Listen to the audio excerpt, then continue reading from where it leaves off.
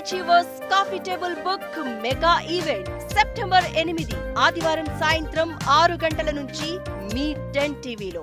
బంగాళాఖాతంలో ఏర్పడ్డ అల్పపీడన ప్రభావంతో శ్రీకాకుళం జిల్లాలో భారీ వర్షాలు దంచుకుడుతున్నాయి. మోస్తరు నుంచి అతి భారీ వర్షాలు కురుస్తుండటంతో లోతట్టు ప్రాంతాలన్నీ జలమయమయ్యాయి. శ్రీకాకుళం సిటీలోని డే నైట్ జంక్షన్ నుంచి ఆర్టీసీ కాంప్లెక్స్ వరకు రోడ్డు పూర్తిగా నీట మునిగింది. ఇటు లావేరు మండలంలోని బెజ్జుపురం, బురదవలస గ్రామాల మధ్య వాగులు ఉప్పొంగి ప్రవహిస్తోంది. ఈ వాగు ఉధృతికి ఓ వాహనం కొట్టుకుపోయింది. అయితే వెంటనే స్పందించి స్థానికులు ఆ వాహన డ్రైవర్ను రక్షించారు.